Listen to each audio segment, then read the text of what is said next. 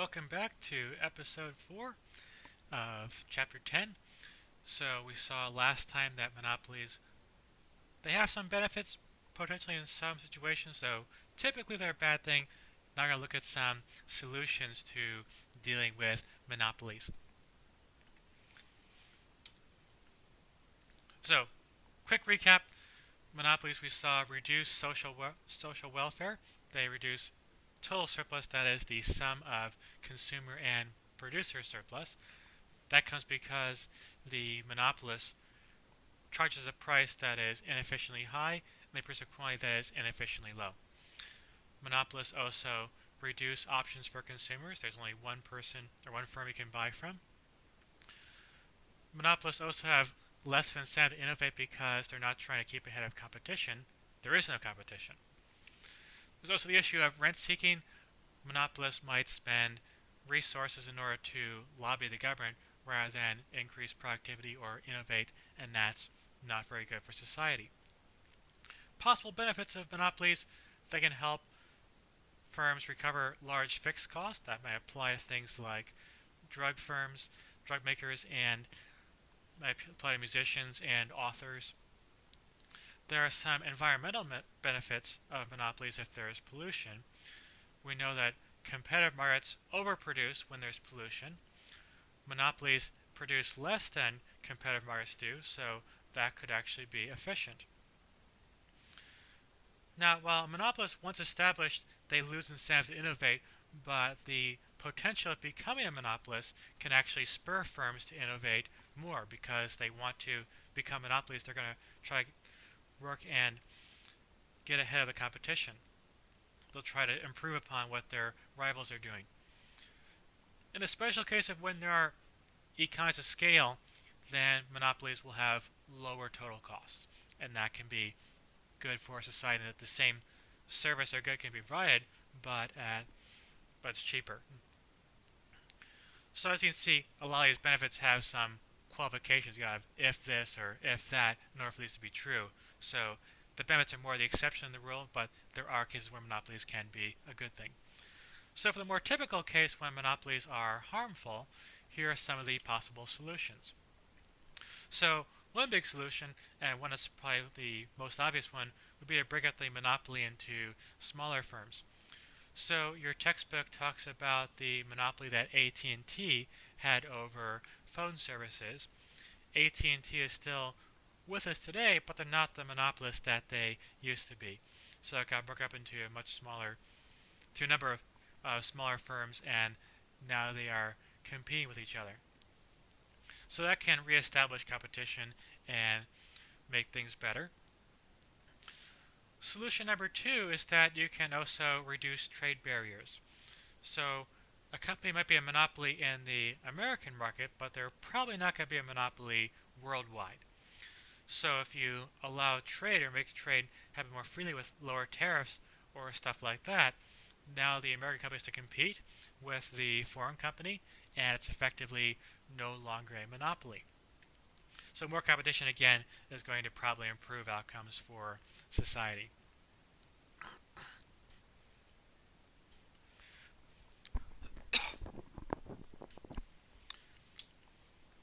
Solution number 3, you can also regulate the monopoly.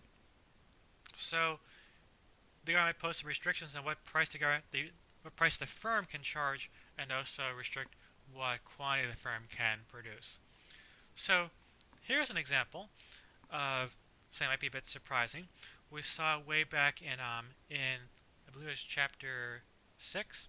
We talked about price controls, and typically price controls were a bad thing. At best, they were non-binding. That is, they did not affect the market outcome. At worst, they were binding and lead to either surpluses or shortages. But here's a case where a binding price ceiling actually can improve the outcome. So let's see what's going on in our diagram. So our demand curve is shown here in blue. That's this top line over here. And the green line is marginal cost. Perfect competition means price equals marginal cost. That means charging a price over here. We know that typically per competition is efficient, so this would be the efficient outcome. Monopolies, though, we know behave differently. So monopolist sets marginal revenue equal to marginal cost. Marginal cost is still our green line, and marginal revenue is the orange line. As always, if your demand is linear, MR has the same intercept, but twice the slope. So the monopolist sets MR equal to MC. So MR is here and MC is there. So that means we're going to produce at that point. We're going to produce a lower quantity than the perfectly competitive firm would. But then we look for where that quantity is going to cross over with demand. That's going to be up here. So the monopolist would like to charge this price, looks like it's around 80 or so, and produce that quantity, about 6. But the monopolist outcome we know is inefficient. We saw earlier that the monopolist outcome leads to deadweight loss. Let me just remind you of that slide very briefly over here. Here we are. So per competition means you maximize total surplus like this. Monopolist means you have deadweight loss because production has gone down. So if we regulate the monopoly, we could impose a binding price ceiling at the perfectly competitive price. So that'd be the price right over here. So there the price ceiling is a maximum price the firm can charge, so the firm can no longer charge the monopolist price up here.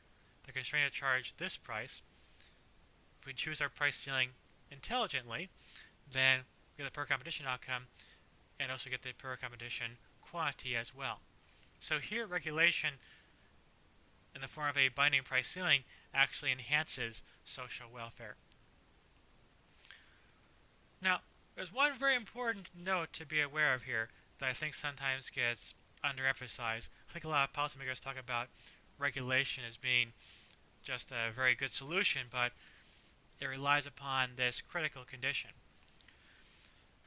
To make that policy enhance social welfare, we have to know what would have happened if there was per competition. It's a hypothetical. We have to know what MC is for the firm. We have to know what demand is in order to find what is that what's the proper price ceiling. Well, oftentimes the government doesn't actually know these things. The government's not going to be able to know demand. They got to estimate, take a guess as to what demand is. Trying to find marginal cost will be tricky. If you just ask the firm what the marginal costs are, they're probably not going to tell the truth. They know that based on their response, you're going to set your price ceiling, so they want to do that in a way that's going to make the price ceiling favor them. They're going to try to say things like, our marginal cost is going to be really, really high if you impose this price ceiling, so you really shouldn't do it. We should set the price ceiling much, much higher than what you're thinking of. They have an incentive to lie, so just surveying firms is not going to work. So estimating MC is going to be difficult, and that's a problem in making the regulation work properly. If you're just guessing where MC is and guessing where MD is, you pick the wrong price ceiling, and the wrong price ceiling might make social welfare go down even more. So this can work if you know demand, marginal cost, and marginal revenue, but oftentimes you don't. A fourth solution is one that your book overlooks, and that is subsidies. So again, we're going to invert one of the results we saw earlier. So we had this diagram back in chapter 5. We saw that subsidies typically result in inefficiencies. So the competitive market would produce, we have the supply curve here, and we now know from the last chapter that supply is the marginal cost curve in a competitive market, as long as with those conditions you're not shutting down or dropping out.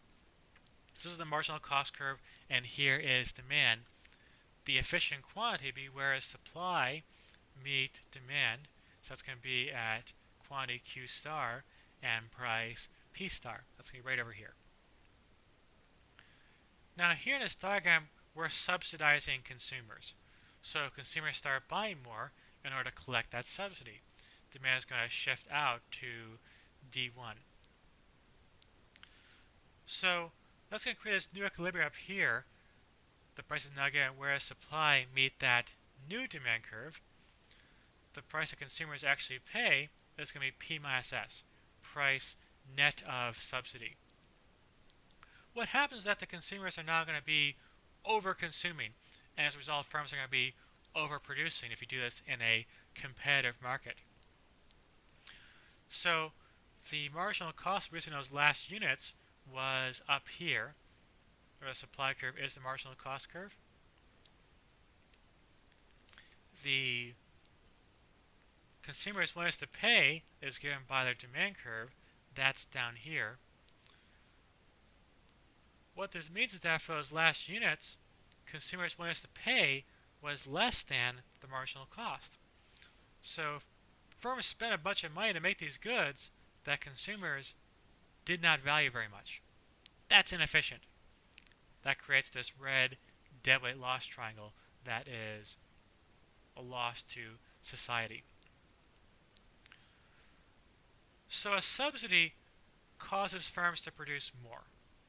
But we know that things are different from monopolies. Monopolies produce a quantity that's inefficiently low. We demonstrated that, actually right back here. We just showed that monopolies produce a quantity that's over here, whereas the per competition outcome was a quantity that's going to be over there. Monopolies don't produce enough. Monopolies underproduce. So if monopolies underproduce, and a subsidy causes you to produce more, then a properly designed subsidy could be efficient. So if the subsidy makes you produce an extra 3 units, and earlier producing 3 units too little, then that subsidy causes you to become efficient. So in this case, subsidies actually can be welfare enhancing. They can be good for society. Now, to be clear, the same caution applies as we have with our previous solution. To design that subsidy properly, you have to know things that you're probably not going to know. You got to know things like what are the firm's marginal costs. You got to know what's demand. You got to know what's marginal revenue. Typically, the government does not know those things perfectly. They have to estimate them. So if you get it wrong, then you'll be reducing welfare rather than enhancing it. So under the right conditions, subsidies and regulation can work, but those right conditions don't always apply. So here's an illustration of that. So we know per competition means you produce where price equals marginal cost. So demand tells you where price is, and our green line is marginal cost. So here's perfect competition. The monopolist outcome is where does marginal revenue equal marginal cost. So here's marginal cost in green, and here is marginal revenue shown here in orange. So the monopolist will produce a quantity that's going to be back here. That's inefficiently low. So if you subsidize the monopolist, then we have this new marginal cost curve that's going to be shown here in red. This is the MC curve that accounts for the subsidy. So marginal cost net of subsidy.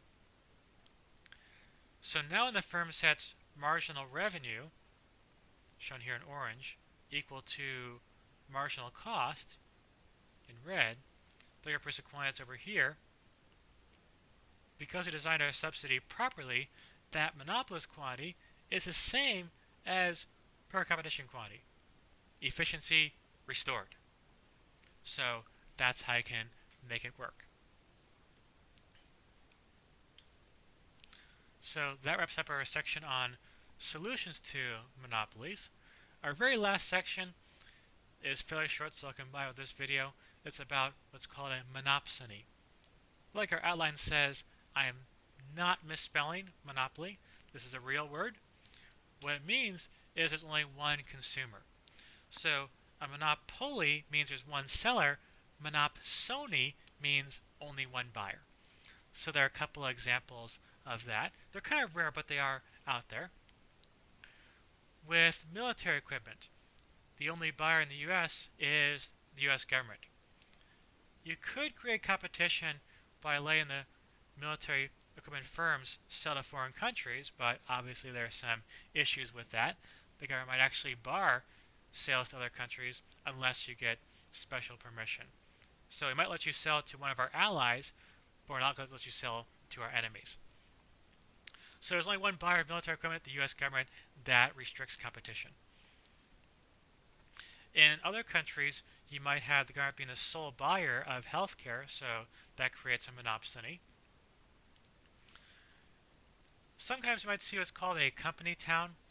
A company town might be a town that's pretty small, and the only employer there is just one company. So it's rare, but it is out there. So that counts as a monopsony because in the labor market, remember, firms are on the demand side. So consumers,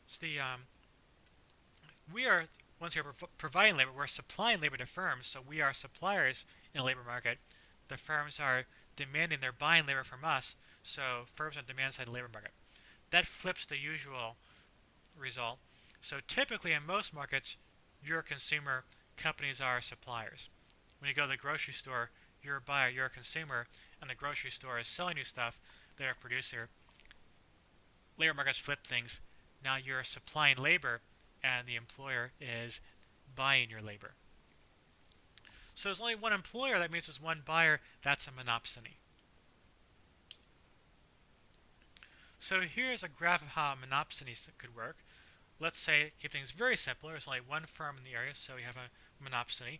And to keep things even simpler, let's say there's only one input into their production. That input is labor. So the firm's demand for labor is given by the MPL. So recall from the earlier chapters what the MPL is. MPL stands for the marginal product of labor. That is how much extra output is produced when you hire one additional worker. So if your MPL is 5, what that means is that if you get one more worker, you get an extra 5 units. I warned you guys earlier, MPL is not average output per worker, nor is it number of workers per machines. That is a myth. The MPL is how much extra output you get when you hire an extra worker. So the firm's demand is given by the MPL, how much extra output they get when they hire more workers. The labor supply curve is shown here in orange. Now the firm's marginal costs are going to be shown by this green line over here. So the firm hires more workers, what they got to do is raise the wage. And that's going to lead to this marginal cost curve being like this. So it's an inversion of the result we saw earlier. So earlier I told you guys that for a monopoly, the marginal revenue curve is going to be the same intercept as demand, but with double the slope. Well, it's similar for a monopsony. So here, this orange line is the supply curve for labor. The marginal cost curve, you could show, I won't prove it, but you could show, get the same intercept, but again, double the slope. So if you have perfect competition, here's what happens. You set demand, that is the MPL, equal to labor supply.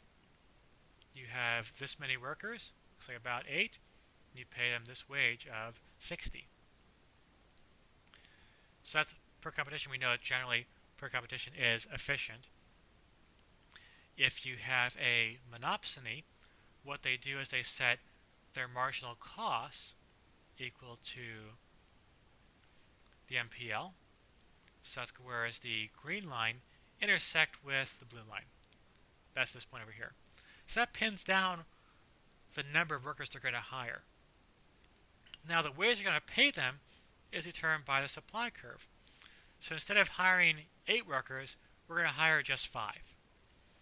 So just as a monopoly underproduces, a monopsony is going to underhire. They're going to hire too few workers. They're going to hire a quantity of workers that's going to be inefficiently low.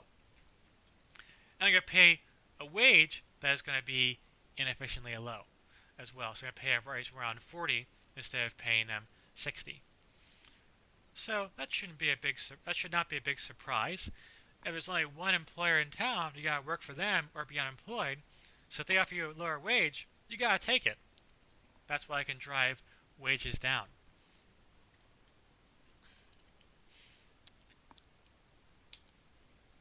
That creates deadweight loss. So we know that the per competition outcome over here is efficient. That's our friend, the first fundamental welfare theorem. Perfectly competitive markets are efficient if there's a perfectly competitive market for every good. Monopsony involves hiring fewer workers, and we know it was fewer workers has to be inefficient, and you have this deadweight loss that is created. So here the MPL is higher than labor supply curve, so workers will be willing to work at that wage, but those transactions don't happen because the firm is trying to maximize profit. So just as monopolies create inefficiencies, monopsonies also create inefficiencies, and you have just about all the same problems. So as you had reduced options for consumers with a monopoly, you have reduced options for workers with a monopsony, and you get problems like that. The solutions are also quite similar. You could break up a monopsony. You could also regulate them, having price controls. So here you could put a minimum wage in place to deal with the monopsony, and that could restore efficiency. So you set a minimum wage equal to the per competition outcome, that would solve the problem. Now, monopsonies are quite rare. We said it could be just a single employer in a small town. Having a nationwide minimum wage for a product only applies to a couple very small towns doesn't make a whole lot of sense. You could also look at subsidization of monopsony. That can also restore efficiency, just as subsidies could restore efficiency with monopolies. So that wraps up our chapter on monopolies. Come back next time and we'll learn some more about micro. I believe our next chapter is going to be chapter 11. So that's all I have for now.